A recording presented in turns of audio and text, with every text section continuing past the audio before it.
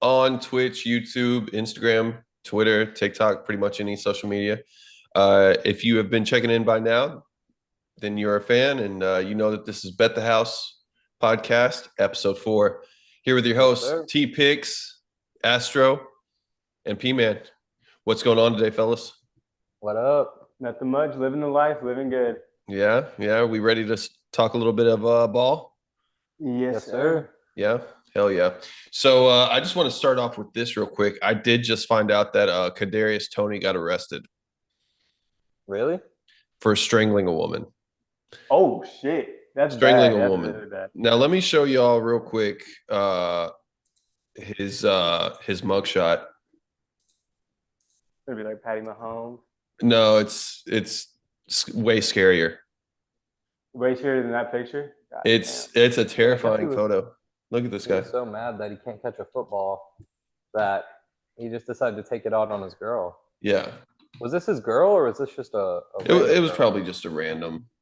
Oh. This is crazy work. Where's it at? That shit's fresh. Let me see. Kadarius Toney arrested. I mean, he's like your typical Florida man, right? He is a typical Florida man. For allegedly strangling a woman. Yeah. Toney is facing multiple charges. Veteran free agent has been arrested on allegations that he strangled a woman. Jeez. That's crazy. His bond's only $25,000. Oh, here we go. All right. Dude. So God damn. No eyebrows, right? I mean, lock him up off of this. Like, that's just absolutely terrifying. You don't want to see somebody like that, you know. Dude, imagine just that face to face. Why did he shave his eyebrows? The crazy man. He's from Florida, right? He is from Florida. He went to the University of Florida. That's all the explanation right there, okay? Yeah, him being a Florida man explains a lot of stuff. So we add Kadarius Toney to the list of guys who have abused women in the NFL. Yeah. I mean, if anything, guys, we could probably do a segment like top 5 abusers in the NFL. And honestly, we could probably do top 10. We could probably do top 100. There's some great talent that falls in that category, unfortunately. Yeah, very sad. I don't know why they choose to do it. I don't know if they're like on drugs at the point or they're just CTE. Well, yeah, probably CTE. Probably CTE. No, real note though, prayers to the woman who faces that god awful demon in front of her. That is terrifying, I'll say. Yeah. No eyebrows, that's enough for me to see. Now on to the next guy. Like, god damn. Yeah. No eyebrows. And also, I don't know what happened to his hair, but he's got like this giant hole, like it's a part right there. And yeah, I mean, the guy's just absolutely terrifying. I wouldn't want to see him anywhere. I'd probably call the cops immediately. You know? Call the cops immediately. I mean, I wouldn't let him walk out. Yeah, I wouldn't out indefinitely. Yeah, I wouldn't let him walk within 100 feet of my organization, you know, with no eyebrows. Anybody with no eyebrows, I feel, tax on scarier because they just don't care. Like, they don't care. They don't care about your well-being, and they damn sure don't care about their well-being. Like, what are you going to say to me? I have no eyebrows. Now what? All right, yeah, you know, like, what are you going to say? Yeah. What can you do? So, yeah, so Kadarius Toney just ruined his life once again. He's from Mobile, Alabama, which is surprising. He was a dog. Alabama? Yeah, he was a dog at Florida. Yeah, he was. Dude, he had no ACLs in back and forth. And what I mean by that, bro, that fool can get to the floor and still juke his way out of any scenario. Yeah. Like, he's got needs of fucking steel, I guess. What was it that got him in trouble at Florida? What did he do at Florida? Because I know that he dropped. He was supposed to be like he was supposed to be a first rounder, and then he dropped, I believe. I think I don't want to. Well, it could possibly be gun charges, or like he might have had like a lot of weed on him, and like maybe like an unlicensed gun. Actually, I was wrong. He did get drafted in the first round. He got drafted at pick 20. Pick 20, damn! I thought he got drafted pick 19, so never mind. See, but if I'm not mistaken, he was supposed to go higher than that. No. He was. I would say pick 20 for Kadarius Toney falls like in the right ballpark because the most thing I seen on the tape when I watched him back in Florida is he played there in 2019. So like he was just, I would say, very elusive. That's what got him a lot of recognition. Very elusive. Very. Believe it or not, he had good hands in Florida. Believe it or not, I know it's hard to believe now, but he actually had pretty good hands in Florida. So Oh, I mean, it's kind of like Quentin Johnson. Quentin Johnson at TCU, he was elite, and now yeah, and then he went to fucking the Chargers, and you've got a little bit we've of seen that. We've seen that. you've got a little bit of Damn, I had story him about on last year. Go ahead. yeah, you've got a little bit of a story about Quentin Johnson. You want to go ahead and tell it to the viewers? Yeah, so let me just say my little thing about Johnson. Never drop any wide receiver to pick him up on your fantasy. Dropped him, thought he'd give me 5 points. He had 9 targets, wide open. Bro turned his head before the ball even came to him. What the fuck are we doing? What the fuck are What? we doing? What What? the fuck is that, Tyler? What is in your hand? It's I can't say because it's trademarked. You sipping on a Molotov? Straight alcohol? Sipping on fire. Bro's sitting on a 40 right now. Look. Bro, you trying to hide the 40? Realistically, I can't say anything or do anything. I don't have any tape. This was the best that I could come up with. Is that a rag? The cum rag off the floor. He said, "Oh, this is the closest thing I can find." Yeah, I had nothing, so I had to do Tyler, this. did you wrap that up after we started the stream? That there's not even a good job of wrapping. I did the best that I could. I don't know where I could have gone better at. I don't feel like you can tell what this is. No. Let me take a guess. Dude. That's a Modelo 40. Arizona iced tea. I don't even think we can say the M word on this stream. Yeah, no, I don't know what it is. We're gonna get yelled at by our manager after this for saying the word Modelo. Modelo. Yeah, you're like, God damn it, we couldn't say that. You're gonna get us sued. Yeah. But anyways, as you were talking about Quentin Johnson. Last thing I gotta say about him: don't pick him up on your fantasy team. Just don't stay away from him as long as possible. I know Justin Herbert was going back to the huddle saying, "Damn, take the pads off this fool right the fuck now." I don't know what we want to do out here. The white boy's going crazy for us. We have no one else. That's it. What's his name? Small Lad little white boy. McConkey? Lad McConkey. Conky. Lad McConkey. Conkey out of Georgia. I know he's out of Georgia. Does he have a top 5 name of the game right now? I mean, that is a good name. Lad McConkey. Is that like Scottish? I don't know what that That's is. Scottish? Bukkake. I have no idea. Bukkake? It probably is Scottish. It's got to be Scottish. McConkey. He sounds like Braveheart. Like he could have been helping Braveheart out. Braveheart, that's a damn good movie He's too. got the face paint on. He's going into battle. Hard just colors and shit. Yeah. Boom, boy, get the fuck. Where's out. it? Yeah. Where's McConkey from? Let me look that up. Well, let's take a look. Yeah, but no, Quentin Johnson, Kadarius Toney and Quentin Johnson were a lot alike in that regards, where they were great in college. They just really didn't do anything in the NFL. Sometimes it's just hard to translate that. He's from Chatsworth, Georgia. That's where, and he went to Georgia, correct? Yeah. Yeah. Okay. Yeah. Yeah, the white guys are kind of taking back over. Cooper DeJean with that pick 6 in the NFL. That was very nice. beautiful. Once I saw that, I thought, damn. Is he our what next what are Rudy? the Chiefs gonna do? Is he our next Rudy? Like, is that going to be the next great white movie about a white football player who's just like he's decent, but he's not better than like the typical cornerback. But since he's like an anomaly right now, like literally one in a generation player. They will make a movie about him whenever his career is all said and over. The Yeah. pick 6 alone in the Super Bowl is enough to. Okay, they're gonna make a documentary. They're not gonna make a movie. Like a Just 30 wait. for 30. Dude, They're going to call him like a 20 white knight or something. 2036 comes out, you're going to see Dijon. Watch the Dijon movie. We're going to be sitting in the cinema. All it's going to say, Dijon.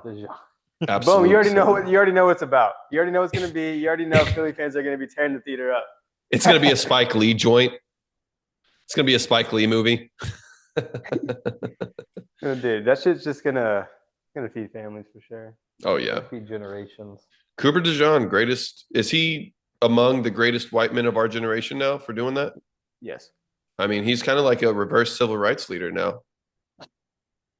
You know what I mean? Like he's, I don't know, he's special. He's special to us. Special, It's like right? I don't want to be like Skip Bayless and be like, as a white man, do I need to feel proud of Blake Griffin? Like, bro, he's like, why would you feel proud of Blake Griffin? He's still black. Like, what are we talking about here? Bro, Skip Bayless has some of the worst takes I've ever seen in my life. Skip Bayless. Dude. What are you gonna say about Skip Bayless? I think Skip Bayless is one of the most legendary sports broadcasters of all time. That's it? Oh, well, let me go in a little bit of depth here. So, what were y'all's thoughts on Skip and Shannon, first of all? Loved it. Yes.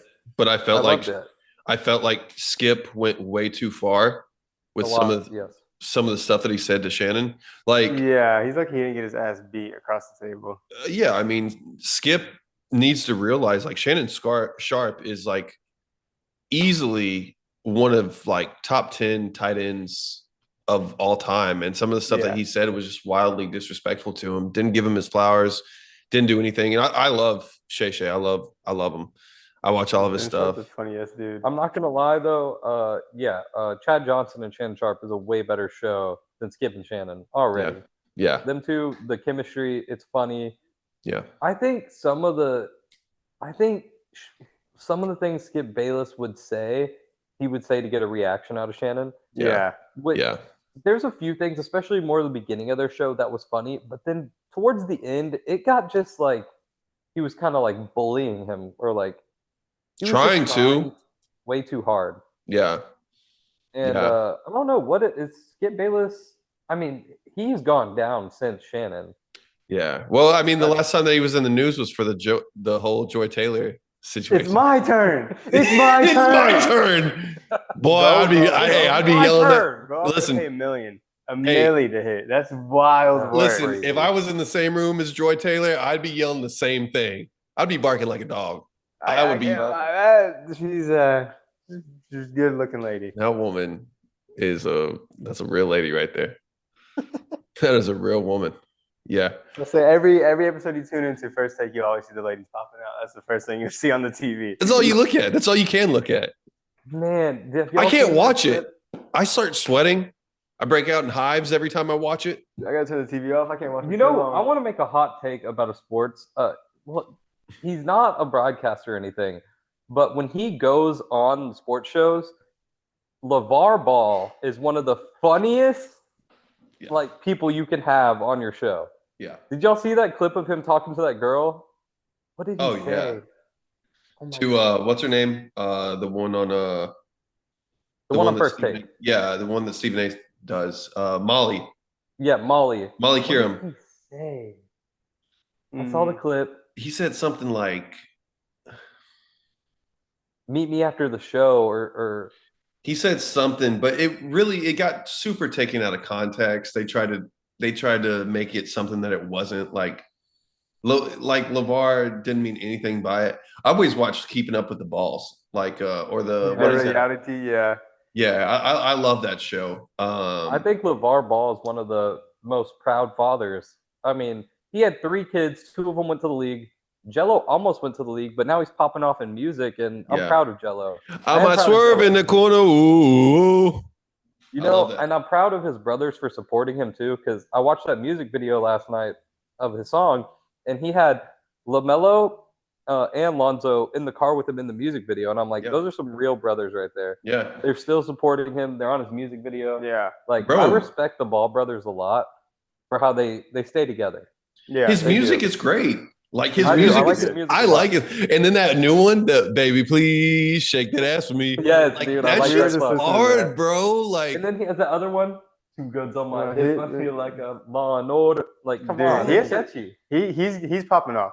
I would say he's gonna pop off. I would have never thought that his calling was going to be rap. And I'm happy that he didn't go down like, because, you know, with brothers like that, you always have like either two that are good and then one gets in trouble or one does this, one does that. Like it took him a little while to find his calling. I know he got in a little bit of trouble for the whole Wuhan thing. What was it? Stealing the COVID vaccine? He's stealing shit. Yeah, he was stealing out of the country, right?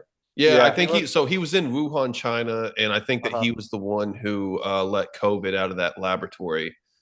I think he stole COVID. He stole COVID, but he redeemed himself with his new song. Yeah, Tweaker. He totally redeemed himself. He redeemed it. He might Tweaker, swerve in that corner with the COVID vaccine. He might come through. Yeah. Yeah. He swerved through with the COVID vaccine and he gave it to America. Yeah. And we thank him for it. We thank him. Jello Ball, we thank you. You're a legend. Jello Ball the savior? I think so. I think he's bringing back hip hop. I think he's bringing that early 2000s. It does. It has a really good early 2000s vibe. Yeah. And I love it. You know, being from the South and everything, that's exactly the type of like hip hop that I want to hear. Yeah. I mean, it sounds like he could be from Houston the way he's rapping. Yeah. Or Louisiana. Yeah. Or Louisiana. Kind of like sounding like wanna be a baller. Like that's what I'm feeling. Yeah. That's what I'm feeling, bro. Yeah, man. Like get 3-6 Mafia on it or something. Dude, he should. Yeah, he's good. Yeah. I heard he did a remix with Lil Wayne, and I thought that he did. I thought that Lil Wayne's verse was going to be a little bit better, but it's because I love Lil Wayne. Like that's so to me, Lil Wayne's like he's my go for sure. Like that. I totally understand that. 2004 to like 2013, Lil Wayne was untouchable. Like there was nobody who was better than Lil Wayne. I'd even say 2014. So yeah, but anyways, about all that, we have what segment do we have today? So first we want to start off with our recap of our parlays, just get it out the way. Go ahead. So first I want to bring up so not to toot my own horn or anything, but my 2 picks, they hit, but I will admit they were very easy picks, and I purposely did that. I'm gonna try next parlay to be a little more risky, but those were set. I want to hear about y'all's picks and which ones hit, which one didn't, and tell the viewers. So you would like me to go first or you? Well, I just want to go ahead and say that first off, Astro's a coward for going so low. He knew what he was doing. I mean, we're talking about picks. Like, let's say this right now. I mean, if Astro said that Mahomes was going to get 0.5 yards passing and Jalen Hurts was going to get a tush push into the end zone, would we still be congratulating him for picking perfect? No, we would call him a coward and a buffoon. So I just want to go ahead and play devil's advocate here and say shame on you for trying to rub it in our face that you picked perfect. Yes. Shame on you. Shame on you. You're doing a disservice. It's always hating on the winners. Always got to hate on a winner. You're doing a disservice to yourself. You're doing a disservice to God, and you're doing a disservice to our fans, most importantly. Hey, you're doing a disservice to our viewers. If anyone picked either of y'all's picks, they're losing money. Guess what? I'm giving them guaranteed picks. So you're giving them $5. I would rather lose $5 than gain $5. What's $5 in a bet? And I'd rather my favorite YouTuber give me good picks, but it's not a perfect world. Okay, so regardless, let's hear about your failed pick on Joel Embiid. All right, so I had a Joel Embiid over 27 points. He got 27 points. It's one of those prize picks bullshit things that you just have to kind of like take it to the chin and just go along with it. I thought that he was going to get 28. I guess if I had picked under 27 and he got 27, I'd be just as pissed off because I think that that's just bullshit, guys. I think it's bullshit. Yeah. I think it should be 27 and above, not over, right? But I guess that's betting for us. I mean, I'll be better. I'll be better. And then I had the Dick Man. I had the Dickster over 13 and a half. Yep. Over 13. Yep, and he got 17. So I was right there. I was honestly right on Joel Embiid too, but according to Prize Picks, I was wrong. That's why I don't bet through Prize Picks. I'm not here promoting Prize Picks. Now, if y'all want to sponsor us, we would love it. But that's another story for another time. That's not me talking shit about Prize Picks. I just think y'all need better spreads. That's all. That's it. Hard Rock Bet now has some of the best spreads in the world, but unfortunately, that's only regional to Florida. Obviously, you guys live in Texas, so we're not able to do that. We got to go through Prize Picks. But yeah, I think that my picks were good picks. I think that it was just one of those things where you see 27 points, you say he's going to get either right at that or a little bit over that, and he did get 27 points. That's the frustrating part about this is that I was like, I was wrong, but was I really wrong? Yes. Yep. Yes, you were. Damn it. You got it wrong. You didn't go under. You're very lucky that Preston also missed, or else we'd be having a punishment for you, Tyler. Yeah, I know. So that's my opinion on my picks. They say I'm wrong. I'm not wrong, but I was just off a little bit. P-Man, how do you feel about your picks? You failed pretty miserably, no? No, I did not fail pretty miserably. Well, I did fail more than yours on my one pick, which I look back at it and I'm not too sure why I picked D-Book over 38 points plus rebounds plus assists. He was going to be at the Valley. They're at home. I thought maybe he's about to cook. Maybe he's about to go crazy. He's been going crazy the last few games. It didn't turn out that way. He got to 29 total points, rebounds, and assists. He needed like 10 more points, and like he could have done it. They almost went to overtime, but they had a stupid turnover by Kevin Durant. I was watching the game, so leave that off topic. But I had John Morant going over 19 points. He got 26. Yep. And Taylor Rooks was in attendance too. Taylor Rooks was there to interview John Morant. Oh, really? Yeah. I saw something. She said she was being interviewed and they asked her, who would you call if you needed money? And she immediately said John Morant. So it makes me wonder what happened there. Whatever happened there, who knows? Y'all don't watch The Sopranos, do y'all? Have you ever seen I love The Sopranos. Okay, so where they're in the meeting and he goes, and your cousin, whatever happened there. And then bro, I love saying that. That's like one of my favorite sayings. But regardless, yeah. John Morant popped off last night and Devin Booker did what Devin Booker does, which is disappoint. Yes, Yeah. absolutely. Very. I think the viewers at home, though, say Devin Booker did hit, and that parlay missed by 0.5. That's rage baiting right there, bro. That's rage. That's very, very tough. Yeah. Well, whenever I read it, I said, no, this isn't it. Like this, no, I don't want to even count that. I didn't want to count it. I thought that it it's got to count. You got over it, and he didn't get over 27. Yep. You got to be better, Tyler. You have to be better. Listen, we'll cook up some more. Our next one, we got parlay in pajamas on Friday. Yeah. Yes, sir. So we'll cook up some more bets on Friday. Take a little bit of a midweek break to kind of just talk some shit and go from there. So we really wanted to get into the SEC. All of us have teams in the SEC. We really wanted to start touching on college football today. Yeah. I think that we can all say here that we love college football. Yep. Yeah. So we're going to go ahead and get into way too early SEC predictions. P-Man, you want to go first? I'll happily go first because my list is one that you do not want to miss. Okay. So Alabama losing Jalen Monroe, not much of a loss there, to be honest, but it is a loss. Who's their backup? Ryan Williams. They need a better receiving core. Their defense is still pretty hot. Just at times they blew the game for them, not unfortunately. Like the defense, they were like literally great at times and the worst defense in the SEC at times last year. So very confusing on the defensive side. But I have them going 7-5. 7-5, and the teams I got them losing to, Georgia at Georgia, Tennessee at home, South Carolina at South Carolina, and LSU at Alabama. And then I think they're actually going to lose against Auburn at Auburn. I might be crazy, but Auburn, they low-key have they got a lot of guys out of the transfer portal, and if those guys click, Auburn could do pretty well next season. Now, next up, we got Arkansas.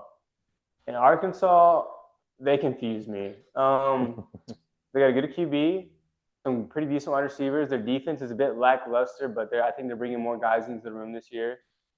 I got them going 6-6. Nothing crazy, nothing awful. I see them maybe doing better than 6-6, but no worse than 6-6. I think they'll go 6-6. Auburn is the team to watch next season. Auburn might strike fear in some opponents if they get off to a hot start. I got them going 8-4. I got Auburn going 8-4. Y'all might be like, no, dude, what are we doing here? Auburn, one of the best home crowd stadiums you can go to.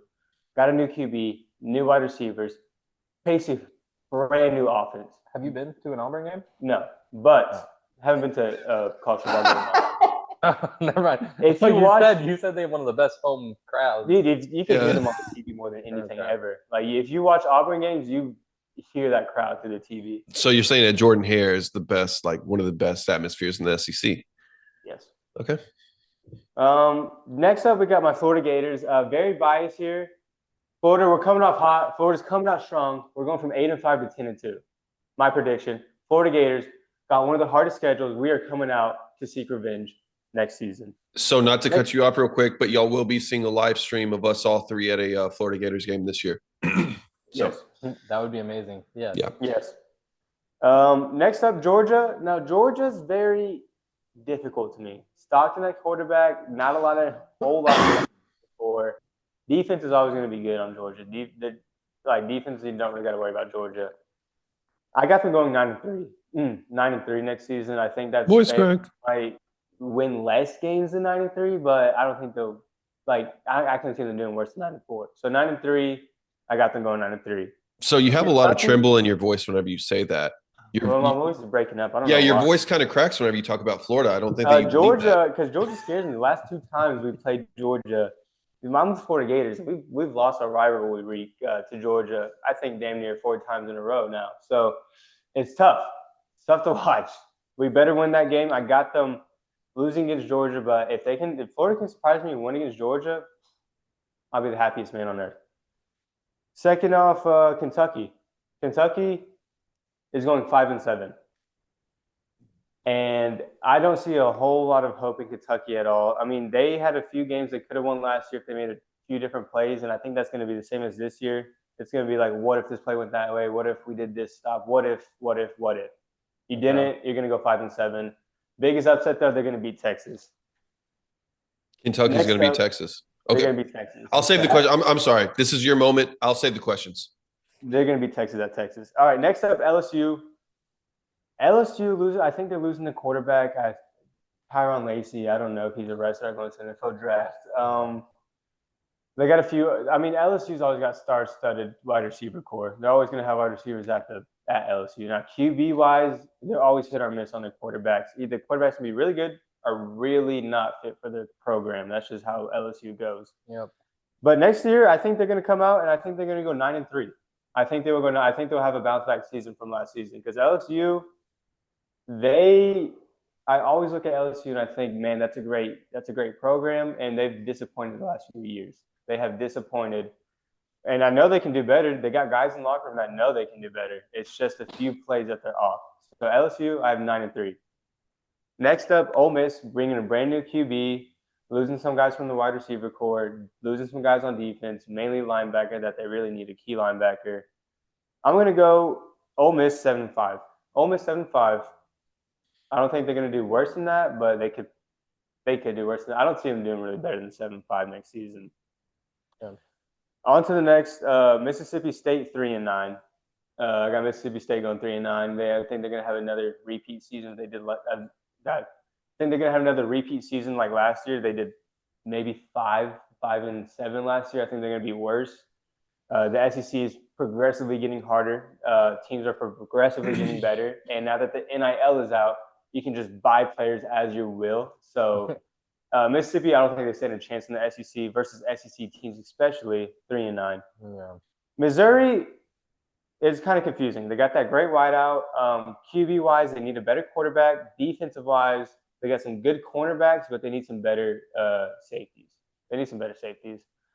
But Missouri, I feel like they can upset a few groups this season. I'm going at them 7-5 for Missouri. Oklahoma.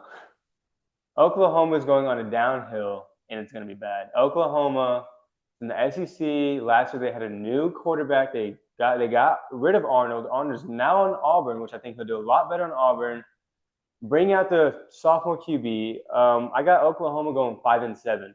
Very disappointing season this year. They're gonna make their fans mad. That's all I gotta say. Oklahoma 5-7. That's my prediction.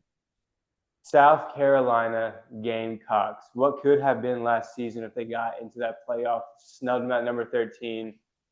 Gamecocks. I'm rocking with you. I feel you. 10-2 next year for the South Carolina Gamecocks. Lenore Sellers, Heisman winner, possibly. Oh, Are we saying way too early prediction? Lenore Sellers will win the Heisman. He's my favorite so far. Either Lagway or I love Sellers. Sellers is a beast. Okay, but I'm gonna bit off topic. Next up, Tennessee. I'm praising Tennessee. I'm looking at their schedule. They have an easy but hard schedule at some points. I really do have Tennessee going 10-2 as well. Tennessee, I think they kept their running back Simmons. They got their QB, number 8. I forgot his name, but he was decent. He just really kind of choked in the playoffs. Tennessee always has at least one good wide receiver. No, at least one good wide receiver, and their defense is always stellar to watch. The defense is always going to be fun to watch. Tennessee, I got them going 10-2. I could see them going 9-3, but 10-2 is I got. Texas. Now I'm gonna have fun with Texas for a second. One of the easiest schedules in the SEC, but they have hard teams coming up into the SEC too. Texas, give it to me. 7-5 next season. 7-5. Are you fucking okay? yeah. Sorry. Are you Sorry. stupid for that? Sorry. Let him go. Let him go. Let him keep going. Let him keep going. No. Texas 7-5. Okay, we're moving on from that. A lot of the games they have, big games, a lot of the big games they will play next season will be away. They will not be at home. Away versus Georgia, away versus Florida, away versus Kentucky. I know I said Kentucky's going 5-7, but I also said Kentucky's going to have the upset of the year versus Texas. And I think Texas is going to lose the biggest home game of their season to Arkansas. I think they're going to lose the biggest home game. They were one fumble away from losing last year against Arkansas. If they don't clean up their act and they let slips like that go through the crack, they will lose at home once this season. Give me Texas 7-5. I can see them going 8-4, 7-5 out of the playoffs. Disappointing. Texas fans are going to be rocked to their fucking core. Next up, A&M. A&M, I think they're going to have the same season as they did last year. Start off so hot. Towards the end of the season, it's gonna crumble a bit. I got them going 8-4. Texas A&M is going 8-4. I feel like that's doable for them if they don't go 8-4. Texas A&M fans, it's time to worry about what y'all stand for in the SEC if y'all don't go 8-4 next season. Vanderbilt, man, I love Vanderbilt. Vanderbilt last year was beautiful. It was something to remember. It was a lifetime. Felt like a lifetime ago, but at the same time, it all just clicks with you like it was yesterday. When they beat Alabama, it was so beautiful. They almost had the upset against Texas. That was so beautiful. Vandy was a beautiful group to watch. Now, Vanderbilt, I think they're losing some guys. I don't know who's coming into Vandy. They had a really good year last year, and I think that was just a Cinderella story last year. But nonetheless, I got them going 6-6.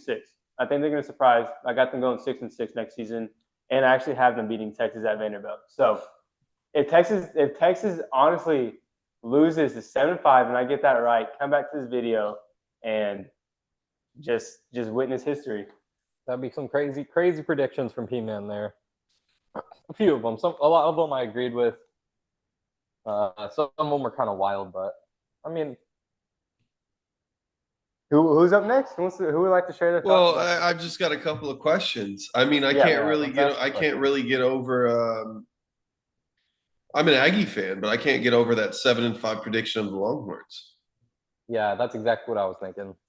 They have a ton of returning players. Not only do they have a ton of returning players, but they also have Arch Manning, who's going to be junior. They have a lot of returning players on the defensive side of the ball, and I'm not gonna lie, they had a top 3 defense and a number 1 recruiting class as well. I mean, they kind of set themselves up for next year.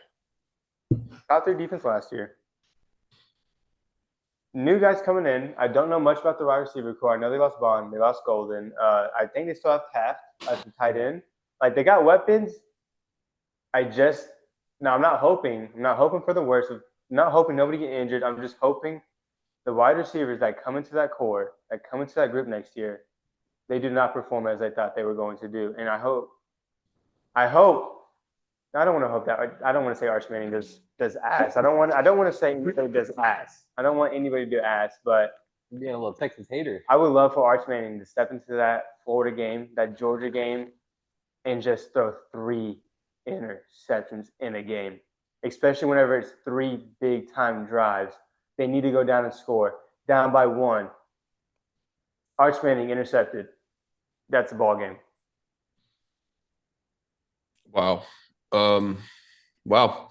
Okay, so we got P-Man's way too early predictions. You had a lot of hard takes there. I think South Carolina is going to be the group that overtakes the SEC next year. If it's obviously not Texas, I mean Texas is supposed to go damn near 12-0. I see them going like realistically they're going to go 11-1. Realistically they could go 11-1, 10-2. Realistically, Yeah. But the Gamecocks, they got the hardest schedule coming up, but I believe in them so much. Gamecocks giving them 10-2. They're gonna take the SEC by storm. Okay. Astro, you want to go next? I can do it. All right, we'll see it. All right, so I have mine lined out a little different than P-Man. I have mine lined up from what I think is going to be. Should I do best to worst or worst to best in my prediction? Let's do worst to best because you Worst to went. best? Yeah, because Okay. P-Man just went through the entire. I just went through. Yeah, he went through A the through entire Z. list named. I have mine A lined I didn't out. have mine in order. I just went through the whole conference. So I'll start off on the team I think is going to do the worst this year, Mississippi State.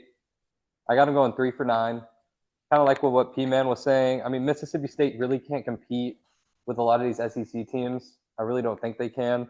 I heard that they got a new coaching staff coming in, and they're going to try to change some things up. But Mississippi State 3 and 9. I got Kentucky 4 and 8. Mm-hmm. Kind of the same thing P-Man was saying on these bottom teams. I think Kentucky had a good season, not a great season, but they had some games. But at the end of the day, they weren't making the right adjustments and they weren't making the right plays. Yeah. Vanderbilt 4 and 8, same thing. Vanderbilt's not a team I'm seeing going very far. Arkansas 5 and 7. Now the thing is, Arkansas, I kind of always want to see Arkansas do better, and I do like that big quarterback they have right now, Taylor Green. And I feel like Arkansas is a team that, oddly enough, I watched when I was younger, and I just like seeing the Razorbacks. I always liked the logo, and I'd watch Razorback games, and I just kind of want to root for them. But I've never been an Arkansas fan. But it's weird to me because it's that little like feeling of like Arkansas was in Texas where some of the teams I used to see growing up, and I was like always wanted to root for Arkansas. Right. So I'd like to see them do better, but nonetheless, I got Texas A&M at 12 going 6 and 6. I see them breaking even. I'm pretty sure is Wegmans. No, he's gone. Marcellus can't okay. read. Marcellus Reed's going in. A&M. I'm not an A&M fan by any stretch of the imagination. I don't see A&M doing great. And yeah, Missouri 7 and 5. Yeah. The first team I see breaking even be Missouri. Auburn also 7 and 5. And then now I want to get to the Florida Gators, 8 and 4. Higher than I want to give the Florida Gators, but they are a good team. Florida gets hype. I mean, you look at Florida's defense is okay, but they're fun to watch on offense. I think Florida's always been a fun team to watch on offense, and I think they're going to make some things happen. Yeah. Another team I really do like, Ole Miss, 8 and 4 as well. Ole Miss is a fun team, and they've always been more defensive heavy. Yeah, that's true. So I do like watching a good team with good defense. Next up, we got LSU, also 8 and 4. I put 8 and 4, which I could see moving up to 9 and 3, but Ole Miss, not Ole Miss, LSU, new quarterback coming in. We'll see how that goes. It's like Preston said, with you either find one of the greatest quarterbacks coming into LSU and working with the program, or you just see someone who's not cut for the program and not going to roll well with the program. Next up, Alabama, 9 and 3. Damn, got Alabama. I see Alabama coming out here and no more Jalen Milroe, and I see them just changing it up a bit and running it, bro. I see Alabama top 5. Tennessee 10-2, another great defensive team. Yeah.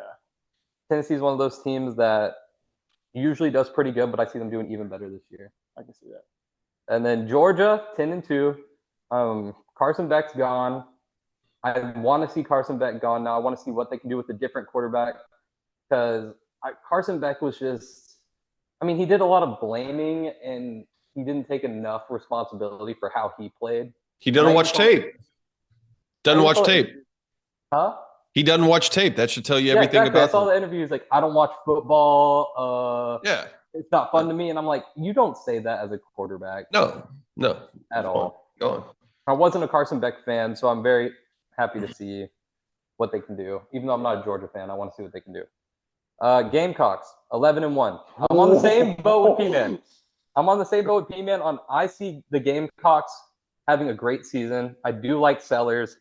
I do like Campbell. I love that team. I feel like the Gamecocks are going to be the upset team, the team that's going to come down, the underdog team that's really going to stand out this year and make a name for themselves because they haven't made a name for themselves. And this is the year that I think people are going to start talking about the Gamecocks. South Carolina is going to be on the map, and I'm excited to see it. Yeah. And, of course, my number one, UT. The Longhorns, I think, with Arch Manning coming in, like we were saying, a lot of the players are staying. We will have a few new receivers. I love Coach Sark, and it's just going to be an amazing season for UT. I know Arch Manning is the most hyped quarterback in the league right now, but I think he will live up to the hype. We have a scrambling quarterback who can throw the ball very well. I mean, he's a Manning. I'm seeing a lot of great things for UT this year, and I'm excited to be a UT fan coming into this year. What's the overall record going to be? 11-1. Who do they lose to? Georgia. Maybe Georgia. I didn't even think about that really. I think they're gonna lose.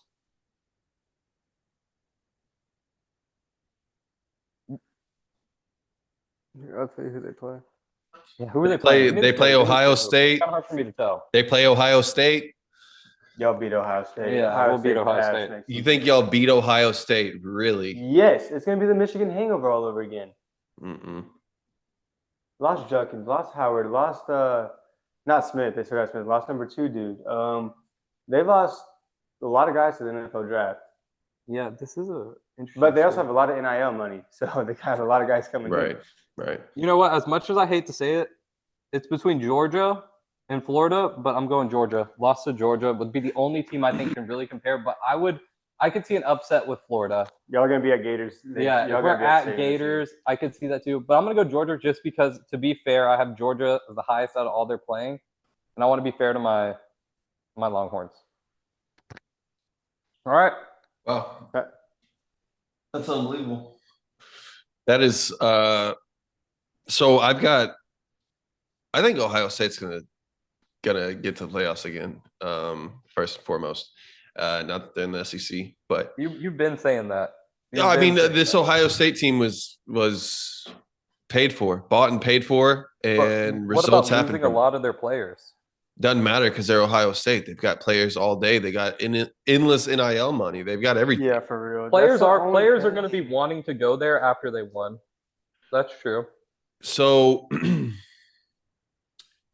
well, I'll go ahead and do top to last. Okay. So I got Alabama going 11-1. They don't have too bad of a schedule. They'll have Ty Simpson come in as the quarterback. Jalen Milroe was one of the worst things to happen to Alabama. I mean, no, I'm serious. I don't know why they did they kept him for so long. I felt like they should have started looking in different directions. Kalen DeBar, to me, whenever A&M was looking for a coach after we fired Jimbo Fisher, I was hoping and praying that we would get Kalen DeBar. Unfortunately, we probably knew that they were going to get he was probably going to go to Alabama. So he was 1A. And I felt like, who we got was a good pick. But yeah, Kalen DeBar, I think, is one of the best coaches, if not the best head coach in the NCAA right now, along with Coach Sarkisian. So I'm going to go ahead and say Alabama's going to be 11-1. I'm going to go with Georgia being 11-1 as well. Yeah, I'm going to go with UT at 10-2. I think that they lose against Georgia and they lose against Ohio State. I've got A&M going 9-3. Oh God. No, it's not. It's personal preference, right? As well, though, I don't know if I want to go A&M 9-3. That's the issue. I think that 9-3 is a little too high for them. Just a tad. Just a tad, right? I mean, so Texas A&M got a lot in the transfer portal. We got a lot of receivers. Micah Hudson, KC Concepcion. Our defense was really, really good. I think that we were literally yards away from having one of our best seasons ever. Whenever you think about that South Carolina game, I mean, we just could not get literally a half a yard. There's a sound bite of Mike Elko on the sideline. They said, "So, coach, what can y'all do right?" Well, we need to start with getting a fucking half a yard. That's what we need to start doing, right? I mean, literally, we're talking about a game of inches here. We lost 17-7 to Texas, where realistically we could have won that game had we just kicked 2 field goals and scored one of those touchdowns. It'd be a different story. And I mean, that's kind of the thing, right? Is these games have been won and lost by inches. And I think that if we had better players and, a little bit more time, I think that our coach, Mike Elko, he's a really good coach. I think that, for his first year, he did fine. We were literally like a quarter away from making it to the SEC championship. So I think that we're going to go ahead and answer off of that. We didn't lose too many players. Then I'm going to go with Florida. I think Florida could easily be either a playoff contender or a dark horse for the playoffs. So I'm going to have them at either 8-4 or 9-3. LSU, I think they've got a lot of guys coming back. Garrett Nussmeier's coming back. I think that they could go 9-3 as well. Without looking at the schedule and everything like that, I think that they could do what they need to. But I think that coach, Brian Kelly, just doesn't know how to manage a lot of that stuff. After that, I've got South Carolina. Actually, no, I'm sorry. I got Tennessee. In the 5th spot. No, 6th spot. Then I got South Carolina at 8-4. I got Ole Miss at 7-5. Just because, they tend to fuck it up. They really do. I got Auburn at I'm going with Auburn at 6-6. They've got DJ Durkin as their defensive coordinator. Just not a fan of DJ Durkin. I've seen what he does. He's terrible. I've got Oklahoma going 5-7. I got Arkansas going I got Arkansas going 6-6. Yeah. I got Kentucky going 4-8. I got Vandy going 4-8, and then I got Mississippi State going 2-10. 2-10. Yeah, I don't know what I noticed though. Me and Tyler's list, our wins and losses were pretty close. Yeah. I think that Texas could easily be 11-1. And then also it's college football, right? So we could say for sure right now that Texas is going to be Texas A&M. But until you get to that game, you never know who you've got. That's one of those games that can go either way. I want to see how A&M starts off the season. Yeah. They're going to start off great. They always do. They always start off 6-0, 7-0, and then they lose the next 5 games. So far, I think Texas is going to win against A&M. They're at Texas this year too. Okay. Yeah. I mean, I love seeing Texas beat A&M. Yeah. I love it. Yeah. Amazing. It's one of the best feelings ever to see. A lot of my friends and some family members are A&M fans, and it just feels amazing to watch their excuses. Oh, there was no excuses. Y'all beat us. Yeah, but there's some excuses every now and then. What? Over the years. Oh, over the years, sure. Over the years. This last year, I didn't hear much. Oh yeah. There's just dumbass play calling. Like, why are we not taking? I mean, I'll give it to A&M. Why are we on a 4th and 1 from the 23-yard line? There's excuses. On 4th and 1 at the 23-yard line, why are we not just kicking an easy field goal? We got one of the best field goal kickers in the league. Tyler, I actually have a funny story real quick. So I went to the A&M tailgate, right? Mm-hmm. And I was with my buddy Justin. He goes to A&M, and he's like, "Oh, we're all Aggie gear, all this stuff, blah blah." I was like, "Yes, I'll wear anything you want, Aggies, as long as I can go."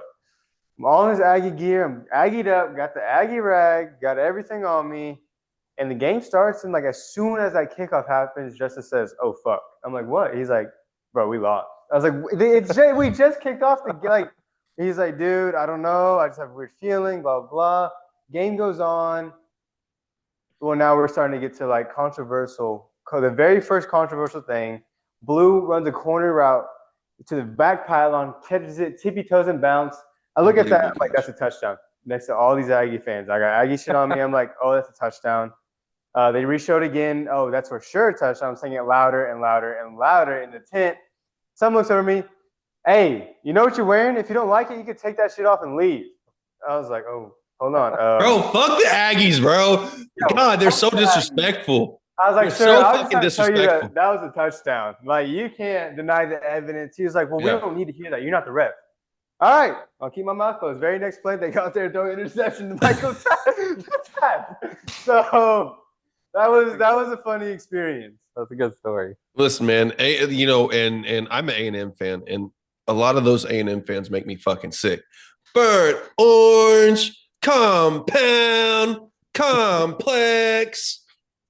What was it? What did he say? He said, "Let me find that." What have y'all seen that? The fucking yelling. That shit that you said. He looks. I mean, Compound, he looks questionable doing that stuff. Complex. It's a little I'm sus. gay. Like, bro. Yeah, like that. Bro. He looks funny doing it.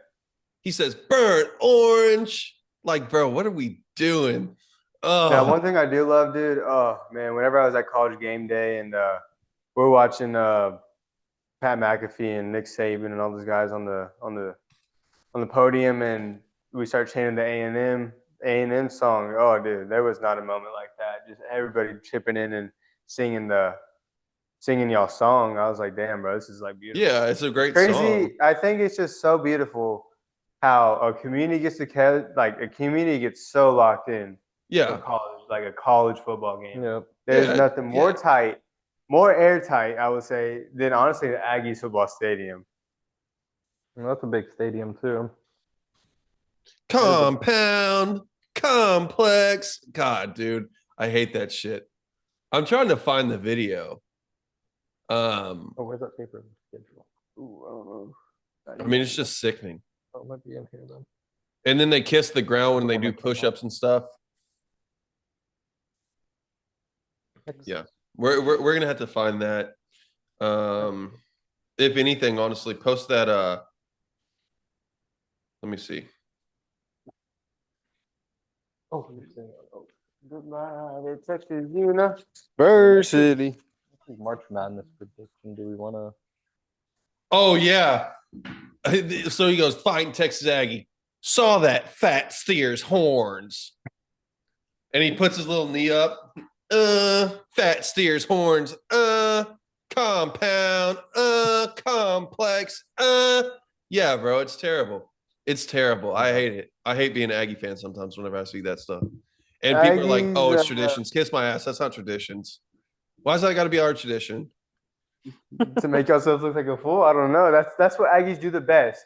Aggies do that the best. Yeah, we make ourselves look like fucking idiots. Yeah. Y'all make yourselves look a bit foolish sometimes, a lot foolish, more than often. And I mean, we haven't won anything since the World War II.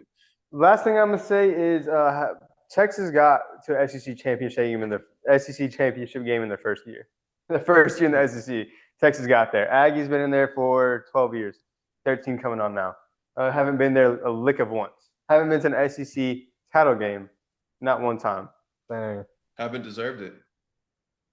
And the biggest chance I had was when y'all had Johnny Manziel, a freshman QB. We had him for 2 years, man. We had him He for didn't 2 want to years. stay That 'cause was guess it. what? He wanted that money. I don't blame him. Yeah, he wanted. He's the money Manziel. For Yeah, I don't blame So- blame him either. But like everybody wants to talk about we have, dude. Do you know who we've had since then? We had Kyler Murray, we had Kyle Allen, we had Kenny Hill, we had Marcel Reed, we had Connor Wigman, we had Haynes King, we had Trevor Don't bring Knight, up Connor Wigman ever again, bro. we had Trevor Connor Knight, Wegman. we had You know what's crazy? Connor Wegman won the Peyton Manning Player of the Year, and Yeah. everyone was so hyped for him. He We've came off had that camp. He was the winner. They were like, he's next up, and then we just got to see. Shit the bed versus Notre Dame. Very We first just had game. to see him shit. we felt that same way about Haynes King too.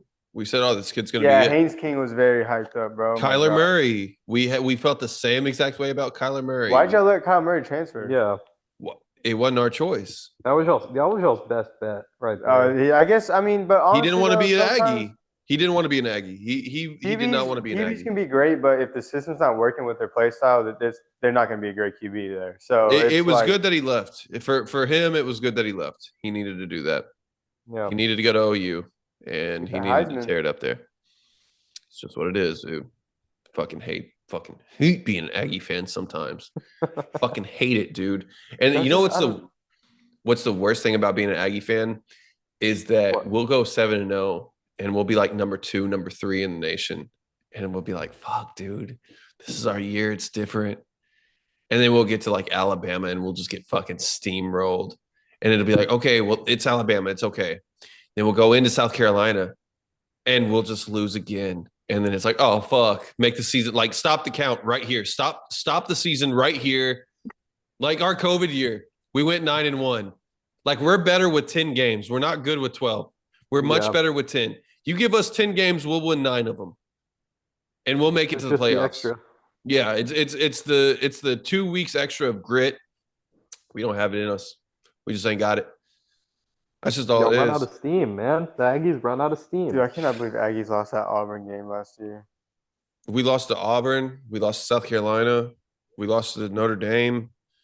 I'm We not lost to gonna lie, USC, Moss. If Moss Texas. didn't get hurt, y'all might look at a different game, but That's he 5 got right there. hurt. Well, and Texas is got getting hurt. CJ Baxter back too. Yeah, that's cool. CJ Baxter's great. So, all right, what's our next segment? March Madness predictions. I mean, Yeah. we haven't talked about much about college basketball, but I keep up with it a bit. Not gonna lie. Mhm. My March Madness prediction, my March Madness top 2 winners for March Madness for me. It's gonna be a bit cheesy because they're the best in the nation right now. I'm not gonna lie. Auburn and Duke. Auburn and Duke are 2 powerhouses right now, and they're doing really good. I love my Florida Gators to go far. We're having a really good season. We lost to Auburn last time. Like, we played Auburn, we lost to them. Auburn's a really good squad. Mhm.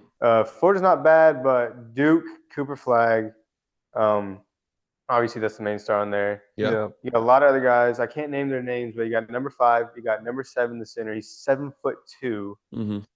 I mean, you have a lot of length on Duke, like a lot of length. Yeah. Cooper Duke's my Flag plays team. small forward and he's 6'9". Yeah. So it's a lot of length on that team.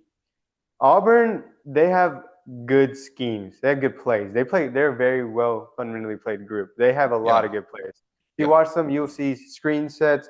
Guys go at the bottom of it and come back up right away. Everything's beautifully placed on time basketball when you watch Auburn. I love watching Auburn play this year. They have a really good basketball group. And those are my 2 predictions for who could go to the national championship game and win: Duke and Auburn. So I've got a hard take here. I got Auburn being out in the group of 32. I got Second Auburn. round? Yeah, I got Auburn getting out in the second round. Wow. Depends on who they play, I guess. I got A&M getting to the Sweet 16. A&M's having a good season. I see. They're I having got a good Duke, season. but I've got Duke winning it all. Now, what I am interested in, because what it's shaping up to be right now, is Duke and UConn are going to meet off in that round of 32. And I think that could be a very interesting game. And I think that if UConn, because UConn's on a 2-peat right now. Yeah, they're not having a good season this year, though. Yeah, but they're still UConn, bro. Like that coach, what's his name? Dan. Fuck. I don't know his name, but I know he's bald, and I'll say he brings the energy to the floor. Yeah, he brings he energy. brings that. He brings the grit. If his players are down, he'll let them know what they need to change. He'll make changes. And a lot of these teams, all they need to do is get to the dance. That's it. Like as long as they get to the dance, they can win. You know, they can compete. I don't have, and it's weird, man. I'm not used to so many SEC teams being up on top. You know, you got Alabama, Georgia, or Alabama, Tennessee, Alabama's a good Auburn, group this Texas season right now. A&M. You got Florida. You got well, Kentucky's not really doing much right now. Kentucky's not doing much. Auburn, of course, is doing a lot. Houston's a pretty solid team, but I could see Houston probably getting to the Final Four. Ooh, I could see them That's a getting to the hot Final take. Four. Yeah. they're doing well this season. I think they're ranked like what are they ranked, number 5 or number 10 in the nation? Yeah. I mean, there's a couple of teams that I could see go. But yeah, so for right now, I got Duke winning it all, and I got Auburn not making it out of the top 32. I got A&M getting to the Sweet 16, and I've got Houston making it to the Final Four. So those are my takes right now. Final Four. Let me think of. I'll say Duke for sure in the Natty. I want to say Auburn is going to get to the Sweet 16 at least. I could see them going to the Final Four. A&M, I like to see them in the Sweet 16. Florida, dude, if we get hot, we can go to the Final Four. We can do It's a it. crazy take. We can do it. If we get hot, we have to get hot. Keyword hot. Yeah. Okay. Yeah. And my last take that I'm gonna say, crazy, dude, JSU, James Madison Junior University, bro. They're ranked like number JMU. 13 in the nation. I got them going to the Sweet 16. Okay. Could they be like a Butler? Yeah, they could be like a Butler. Wow. James Madison. Okay. Wow. What about you, Astro? I haven't really kept up much with college basketball, but I've seen a few games, and I do know I'm agreeing with Duke. Duke will probably make it. Duke will probably win it all. I know Purdue's been doing good this year. I want to see Purdue make it far. Tennessee has been doing really good. Yeah. I could totally see them making it Final Four. Tennessee. I want to say Tennessee is going to get a 1 seed, but I know Yep. that it all depends too on if they win that. Look, I'll say this much. I think that we need to either live stream during or do something where we actually watch the SEC tournament. Yep. Because that's going to be fun. a hell of a conference tournament. That'll be But fun to watch. I'll be for sure down. I mean, I love March Madness. The thing is, honestly, I don't watch college basketball until March Madness. I'm one of those guys. I get it. Like, no, I understand. I mean, Yeah, I so- started at the tournament. So I started at the tournament to see who I want, who I'm rooting for, stuff like that, and then I Yeah. go from there. When I don't does think the regular SEC season matters. When does the SEC tournament happen? After March Madness? No, like No, before. like, before. yeah, a little bit before. I want to say it starts like in 2 weeks. I was gonna say, yeah, it's gonna start soon. Let me see. I can look it up right now. March is coming around the corner pretty quick. But yeah, regardless, I really can't have much takes on this until we get closer. I'll start more watching it because, I mean, it's just between like if I'm gonna pick to watch NBA or college basketball in the regular season, I'm gonna watch NBA. Right. But some people I do want to see. I do want to see Purdue go far. I like Yeah. Purdue a lot. I think Duke's gonna win it all, and like I said, Tennessee I want to see go far too. I mean, it would be fun to watch Tennessee go in there and The Volunteers. yeah, I like Tennessee as a group. Too. Yeah, I me like too. Tennessee. Tennessee's a fun team. So yeah, it's looking like it's going to be actually after the 8th. So March 8th will be our next one. Will be our last game of the season. And we've got coming up on the 15th. So on Saturday, February 15th, we've got at Alabama. Our Auburn versus Alabama. Auburn just lost to Florida. Oh, they lost to Florida? They lost to Florida. Did you say you have you That's said a you beat have Florida. Alabama beating Auburn? Or you said Auburn going out in the second round? I'm saying Auburn's going out in the second round. I don't think they After have that- enough juice. I respect that take.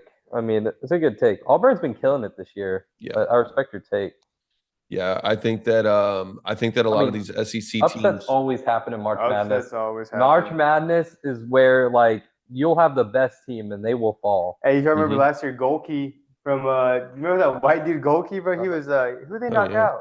They knocked Popping out. off, bro. They knocked out some top team. I want to say like Kentucky or some bullshit. Yeah, See, that's yeah, the thing. yeah. That's why college basketball is really fun, though, especially during March Madness, because you will see the underdog teams go up all the Mhm. time.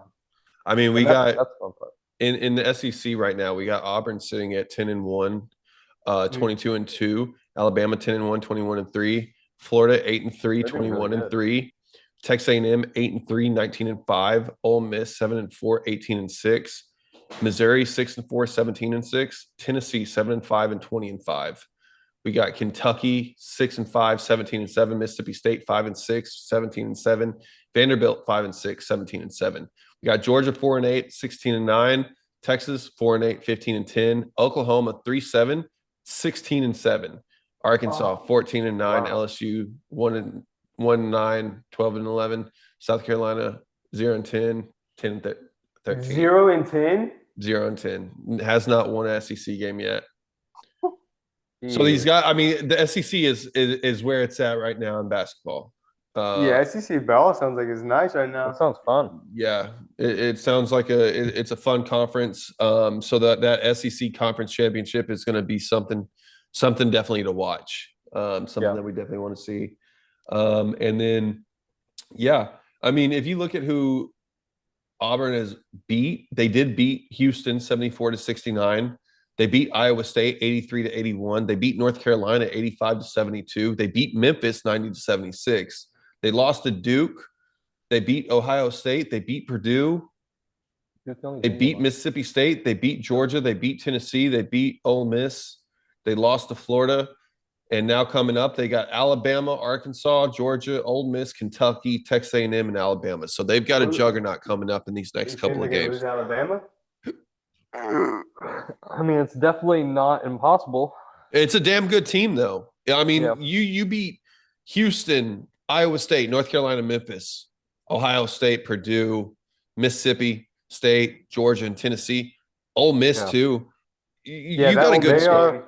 You got a good Auburn squad. is having a great season. I mean, Auburn usually has good season in basketball. They're a good basketball squad. Yeah. They're having a good season though. Yeah, Yeah. they're having a good, really good season. I like it. I think Alabama's gonna win. They're gonna go on a 2-game losing streak. I'll be interested to see you know, what happens from here. But yeah, so that's our March Madness, and then like I said, we'll go ahead and watch that SEC championship all together, or the SEC tournament. So yeah, what else do we have? We have top 5 players who should have requested a trade in their prime. Like maybe they're on a bad situation, bad team. Yeah. Anything goes. Wherever you think the best player was. Are we doing we're doing football or are we doing basketball? Any category you want. Any sport? If you can think of any category right here, you spit it out. Okay. Who would like to go first? Hell, I'll go first. Let's let Tyler Yeah, take it away. Tyler has pretty good. So number one, first and foremost, I got to go with Dan Marino. I think easily Dan Marino is my number one. Number two is Barry Sanders, which could be, it's like 1A, 1B. But Dan Marino should have gotten out of the Dolphins. He could have gone anywhere. He could have gone to compete for a championship. Not that he wasn't already, but he could have easily competed for a championship elsewhere. We've got Barry Sanders, who clearly he was in the league for 9 years or 7 years. Barry Sanders from like 92 to like 9. Yeah, probably only like 7 years. Yeah. So Barry Sanders should have absolutely requested a trade. I mean, he was doing all the work himself as a Lion. Completely, he could have gone virtually anywhere and he could have won a Super Bowl. I want to say he got the Lions all the way to an NFC championship. I know they went to playoffs for sure. Yeah. I don't know how far they went, but I know one season, did they play the Cowboys in the playoffs or no? Because dude, he had a nasty like jukes, but not like dude. 4 guy missed him, juked one out of his socks and ran in for a touchdown. Like dude, Barry Sanders is nasty. Let me see.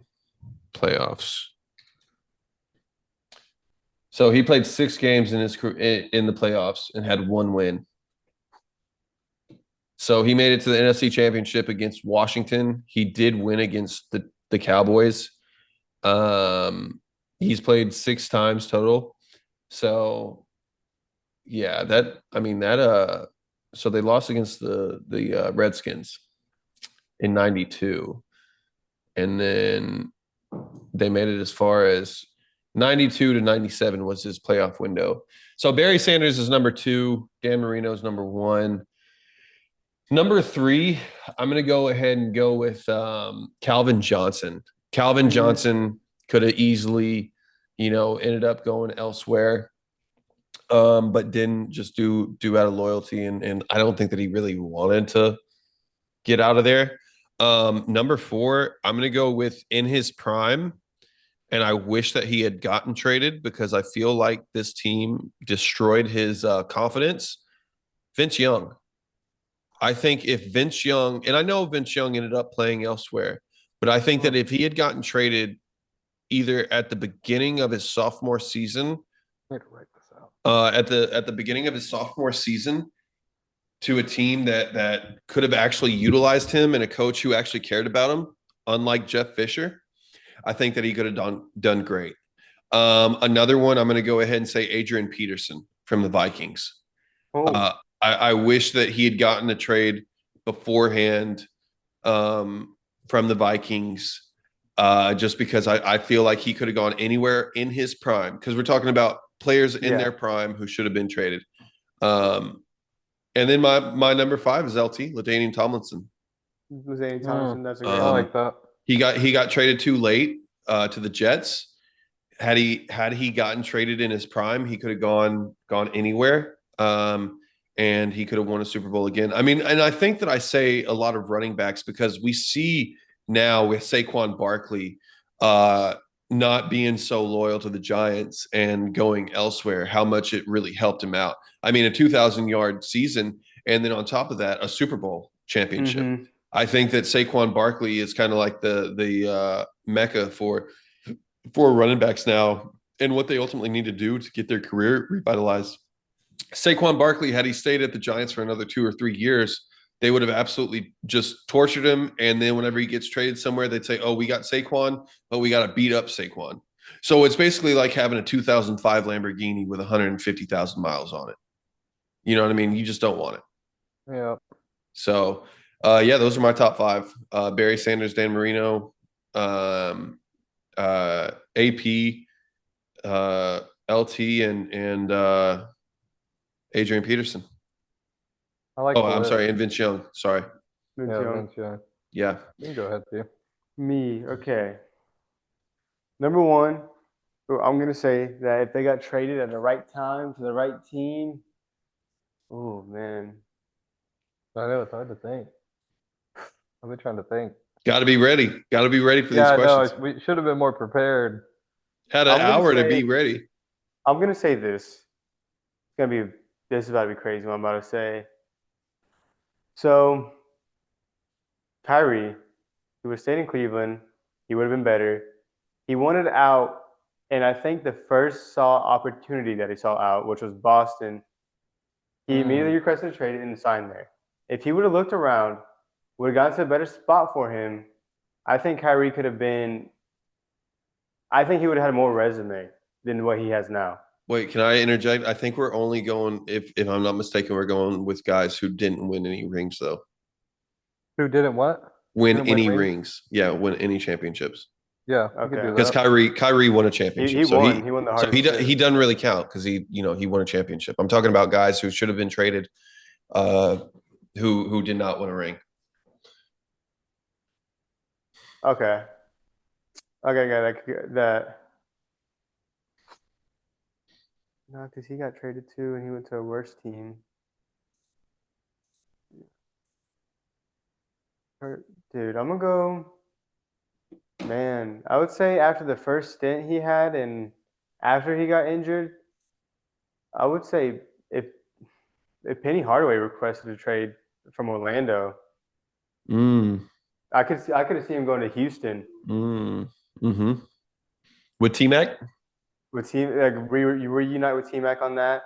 Mhm. Maybe he would have had not the injuries he had. I can't guarantee that because he never did it. But I would say Penny Hardaway right out of his second injury prone to a new team because I think him and Orlando were just getting kind of tired of each other, but they didn't know where to go with it. Mhm.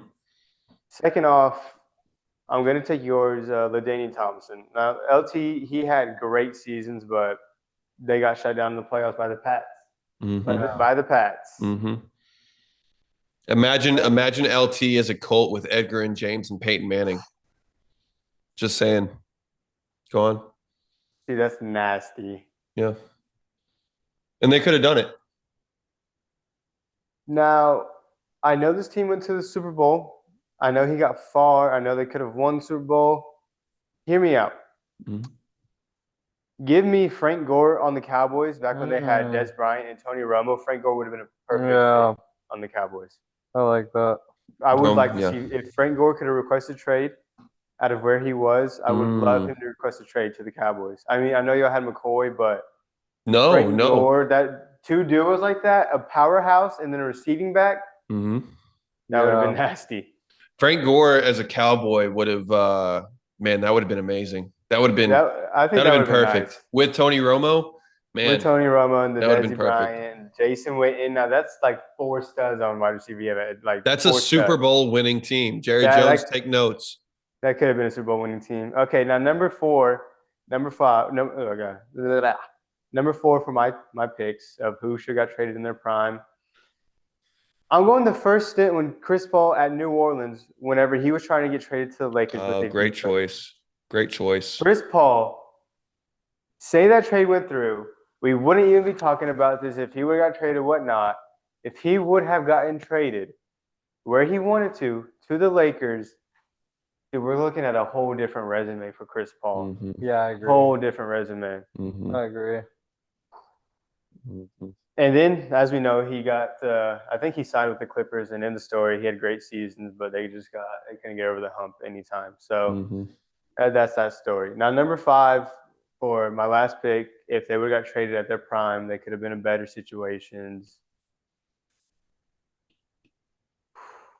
Dude, what I'm about to say is about to be so crazy because I know. I mean, he did win a Super Bowl, and we're not talking about how like don't bring up guys that got rings. Mhm. No, I won't bring him up. I was gonna say John Elway, who got traded early in his career, but he was a good fit on Denver. He like Yeah, he Hall of looks good Famer. Yeah. he looks good in the Denver jersey. If he would have got traded early in his career though, whenever they lost 2 Super Bowls, Mhm. he could have looked at a different career. But nothing less. Number 5 for me. They got what? They would have got traded. Good point in their career. Dang, dude, who am I thinking of? Think here.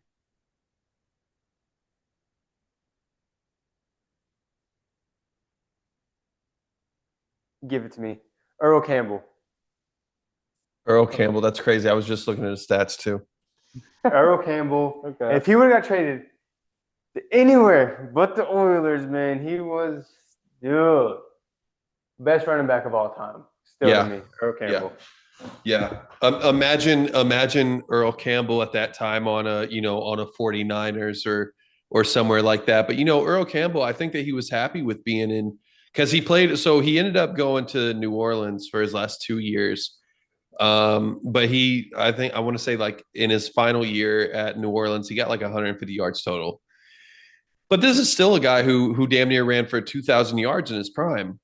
Yeah. Yeah, I think that Earl Campbell, that's a really good pick as well. And he could have been whoever he wanted to be had he gotten traded away from the Oilers, but I don't think the Oilers would have ever done that. No, they wouldn't. And I'm not saying that he wanted to trade. I don't think he ever had any big problem. I mean, Yeah. because whenever you're having like great seasons and you're the only star on the team, yeah, sure it sucks and like, oh man, can we get some help? But at the same time, like all the shine's on you. Like you got all the fans cheering for you. And that must be an experience going into the stadium knowing everyone thinks they can win because you're on their team. Mm-hmm. Yeah. Astro, All right. time's on you, bud. Go. So first guy, so I have two guys who are still in the league, but they're about getting close to the end of their career. So I think it's fair. So first guy, I'm picking Damian Lillard. I think Damian Lillard should have left the Trailblazers a lot sooner. Yeah. Because now he's in the later years of his career. And he is with a good team. But I think prime Damian Lillard, Dame time on just a team that has more help than the Trailblazers did. Yeah. A team that had like a solid big man and solid guys around him that he can work with. I could see Damian Lillard being almost like I could see him almost being kind of like I wouldn't compare him to Steph, but like as recognized as Steph for being a shooter if he had like a teammate who could also shoot. Like they could have been their own Splash Brothers type of thing. Yeah. I could see it. Yeah, for sure. Because I mean Damian Lillard can shoot that ball. Yeah. Next up, I got Reggie Miller. I think Reggie Miller should have left the Pacers. I think Reggie Miller, like we were talking about the other day, one of the best shooters of all time. Also think he should have left for sure. Next up, this is the last guy who's still in the league. I think Paul George should have also left the Pacers way sooner in his prime. Probably after that 2013, 2014 year. Yeah. Had he left then, gone to a Heat or somebody like that, man, that would have been such a splash. Man, I agree, man. Paul George is such a great player, Dude, especially in his prime. Those were some fun things to watch. Yeah. Pacers, Paul George was fun. imagine if like the Warriors picked him up when he was young. Warriors Man. picking up Paul George would be Clay, George, Perry, Green, and Iguodala, They all would- that shit, bro. that would have been that's almost like the Durant though. That's almost like when they got Durant because Yeah. Paul George is kind of like Durant in the sense of a tall playmaker. Yeah. I But like here's that. here's a flip side to that. And I'm gonna let you finish your but imagine if Paul George was still on the Pacers today. I like that. Halliburton, Paul George. If he had the team they have now, If they have the team right now. If he had this team, If only they he, could win a ring if only he Yeah. could if he was in his prime. Yeah. But I think either he would. There's two options. He either stays loyal throughout his whole career at the Pacers, which he didn't, or he requested a trade earlier. And since things turned out this way, he should have gotten out earlier. Yeah. But yeah. But go Next on. up, I have Julius Peppers. Ooh, great Ooh. pick. Great Julius pick. Peppers. get out of Carolina. Yeah. Great pick, dude. Out of Carolina, man. Got to a Super Bowl, couldn't finish. And that's when he Great should have pick. left. Yeah. Great For pick. sure. I want to Damn. say he ended up as a Bear, no? Yeah, he did. He went to the Bears. Yeah, he When went did to the get about Bears. Green Bay, the very last time of his career? 2016, 2014 to 2016, I think. It's a Something like great that. pick. Great pick. Good pick, Ashton. Yeah. And then last one, I didn't really think this through. The last one, and since both y'all agreed, and I think it was a great pick, I'm gonna go with LT as well. I think he's universally someone who should have requested a trade. Yeah. Yeah, earlier And I will on. agree with that. And it's not that he did bad at New York, but if he had gotten traded maybe a year or two before that to a team that was an actual contender and not these, oh, hey, we're building this team out in New York. You know, Mark Sanchez is going to be our quarterback. We're going to have this great O-line. We're going to have Darrell Revis, and we're going to have, you know, this guy and that guy. I think that had he gotten traded to a better system and not the Jets, I think that he'd be a Super Bowl champion today. I agree. He had the potential, so much potential. Because he should at least see the game. Yep. Like he doesn't have to be a winner, but at least see it. At least Yeah. go to the big he's a great the big player. dance. And any good team having LT on it, I mean, that's just going to skyrocket your team. But he needs to be with better players. Yeah. I agree. And I mean, he's going to help y'all get there. He needs a little help. Like all the players we've named needed a little more help. Yeah. And I mean, they're not all LeBron James. They can't go to a Cavs team and do that. Like these players are great, but they needed that. Yeah. Yeah. And I think that it's also a problem where, you know, as an owner, you're like, man, I know this guy's great. I wish that we could help him out. But at the end of the day, we've got nothing. Maybe we can get some picks out of him. And Maybe we gotta can get keep this him. out of him. Yeah, but we got to keep him. Like, I don't think that it's okay holding these guys hostage if you know, hey, we don't have, like, if we let you go. So, for example, if I've got an LT on my team and he's a 4 or 5 year LT, right? Like he's been in the league for 4 or 5 years. It's up to contract time. He's telling me, hey, I'm cool with testing the market, but I'm also cool with staying in San Diego. It's y'all's call. I'm going to look at my team and I'm going to seriously think about what I got. You know, they had Phillip Rivers, they had Antonio Gates, they had Sean Marion, they had Junior Seau. Actually, I don't think they had Junior Seau at that time. No, Maybe not for a yet, couple not that years. Well, no, he was in NBA Street too. Yeah, They had Phillip Rivers is another player that I think could have been traded too. yeah, NFL Street too. I would agree with that. yeah. I mean, and if you look at like Matthew Stafford, I think Matthew Stafford got traded at that perfect time because he deserved a ring. Like where he finally got that Super Bowl win. I like the timing he got traded, so he went to the Rams and he got that Super Bowl. Yeah, I mean and he deserved it. He's a Hall of Famer forever. Yeah. I thought they were gonna have Matthew Stafford forever. Yeah, and Matthew Stafford deserved it. He's a Hall of Famer. He's a great quarterback. That ring he solidified like a great it. guy too. Hell, I even think Tony Romo could have gotten traded. Yeah. You know? Oh, really? Yeah, I think Tony so. Romo on any other team. Yeah, he was a great Cowboy, but he was a great Cowboy. But at the end of the day, I think if I like I said, if I was an owner and I look at my team and I say, man, here's what I'm going to do. We'll sign you. We'll go ahead and franchise tag you for this year. If we don't get any, splash trades or anything like that, I'm gonna just go ahead and let you go, and I'll make sure that we trade you to a pretty good team so we can at least test the market with you. And I don't think that that's a bad thing to do. Is let these guys go early on in their career. If we can't keep them, yeah, sure, we want to be able to stay committed to these guys as lifetime fans and stuff like that. But at the same time, we're still running a business, and at the end of the day, if you really like a guy and you know that he's going to be a Hall of Famer one day, let him go get a couple Super Bowls because he's not going to get it on your team. Rings, bro. Well, I'll make an argument to that. Well, not even really an argument, just a point.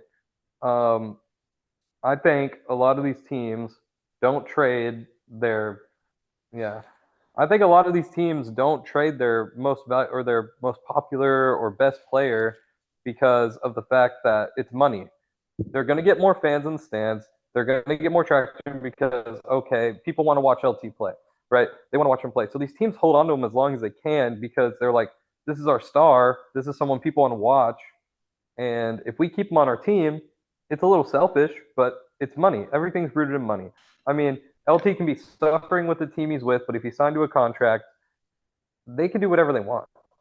Yeah, I guess honestly, we're going to see everything that we're talking about is great, but I guess the only person that we actually get to see this with is Luka Doncic. Yep. So we get to kind of put our thought process behind whatever, the Lakers do this year with Luka. I guess everything that we're talking about right now we'll be able to see pretty soon. But yeah. So guys, I think we're going to move into the next segment of announcers. I think we might have to save that for another day, Tyler. That's fine. Our camera battery is dying. Looking like all right. Well, let me just say this much. I was watching the Super Bowl, right? And I was looking at the announcers, and it was all right. But then I found an Irish announce team. And whenever I tell you that it was so much more exciting, I think in sports, I think that soccer has the best announcers. I was going to say soccer has very cool announcers. That was one of my points. Like the Spanish announcers, but these Irish, they were like imagine watching Conor McGregor announce a game. And there goes Saquon Barkley. There goes Saquon Barkley. There goes the dagger, mate. There goes the dagger. That's the dagger, mate. I'm gonna bounce his head off the canvas. I'm gonna bounce his head off the canvas, mate. He's got nothing. Who the fuck is that guy? Oh, look at Jalen Hurts. Who the fuck is that guy? Yeah, man. Like you watch some Irish guys announce the NFL, and they were like, "Oh, he's at the 10, he's at the 5. Oh, touchdown! Like that was exciting. It's so much more. Yeah, bro. Because we got Americans. Here's a guy. You know what I mean? Like it's not as fun. But here's a guy. Yeah. Do you think Chris throws the Collins? ball so well. Do you think? Do you think Chris Collinsworth was having a heart attack or a panic attack watching that game? He for Yeah. sure thought the comeback was real. I mean, He's like, he "This thought- isn't my Mahomie. This is not my Mahomie. I don't like this." I just have like a weird vision that like Chris Collinsworth passed out at the end of the game. And he woke up in the hospital and he was like, "What happened?" And they're like, "Mahomes lost," and he's probably gonna retire. Yeah. I I mean, don't think he's got the announcing. he's heart. retiring from announcing. He's done. I don't think Chris Collinsworth has the heart for another Mahomes heartbreak. I want to see Chris Collinsworth come back next year and start like sneak dissing Mahomes during games. Ooh. Like Be like a little turn because he lost that Super Bowl. Be like, oh, there's Mahomie. Oh, and he couldn't get it again. He'd be like, "Here's a guy. Well, actually, here's a little boy because he's not able to finish in big games." Exactly. I want to see that. I want to see that so bad. Here's a guy that you can't trust with the ball when you're down by 40. Now here's the Yeah. guy. Now, Oh, here's a guy. who, when you bet your life savings on a Super Bowl, will let you lose it all. And Yeah. my wife left me, and I have nothing anymore. Where's Mahomes, man? He just starts breaking down. They gotta start like getting him out of the fucking booth. Chris Collinsworth, get him out. yeah, that's hilarious, man. Yeah, I think that Chris Collinsworth had no idea what to do for that game. And Romo too. Romo was probably, he was he was trying to go down on that sideline and give him a prep talk and be like, "Hey, don't worry about it. You've got a nation behind you. You've got an entire nation behind you. This is what we work hard." Mahomie. Yeah, they're like Our mystical king. Chris Collinsworth and Tony Romo work so hard to get the Chiefs over by the end of the year for whenever they win the Super Bowl. From the beginning of the season to the end of the season, they just dick ride constantly, and it pisses me off to no end. I don't know, Jim. Yeah, no, Mahomes is the greatest thing ever. Yeah, I'm pretty sure he invented the lightning bulb. I'm pretty sure Patrick Mahomes is the first man to walk on the moon, Jim. Yeah, like no, I mean, Oh man, we got Neil Patrick Armstrong here. yeah, Neil Patrick Harris. No, but Let's all do right, a guys. segment on Neil Patrick Harris. Like, why is he gay, or Oh no. why are you gay? What? What are you kidding? Why are you gay?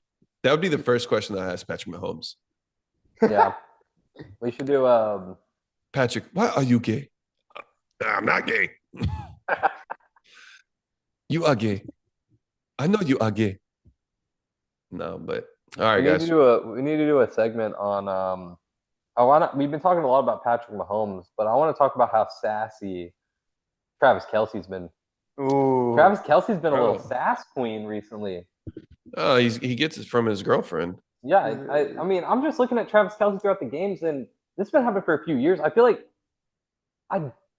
when I listen to Travis Kelce on his podcast, because I listen to them sometimes, and I'm like, Great "He sounds like podcast, a by the way. great guy." But when I Yeah. see him on the field, I'm like, you look like a dick. You look like a dick sometimes, and Dude. it's weird because I feel like Travis Kelce is a good guy, Oh yeah, and I know for sure. during the game, but it's just like sometimes like just watching him, the way he acts after games, during games, it doesn't matter. I'm just like, Dude, watching I him, don't know. watching him this game in the Super Bowl was unbearable. The Yeah. effort he Mhm. gave, the Uh, body language, it was unbearable. yeah, his body language and his effort was not what I wanted it to be. I just feel like it's time for him to hang it up.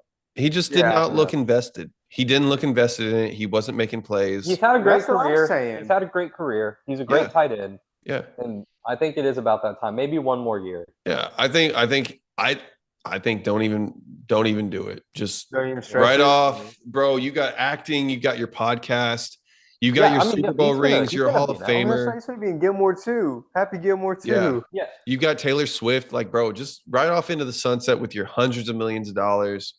Go home, enjoy yourself, enjoy your life. yeah. I mean, Jason called it, and Jason was a great player. Yeah. And I mean, think that Jason could have gone another 2 or 3 years. I mean, think about it. Jason stays and beats his brother in the Yeah. Super Bowl this Yeah. time. Does he get That an would be a honorary ring? story. Does Huh? Jason Kelsey get an honorary ring? Shit, I hope Mm. He Yeah. deserves one.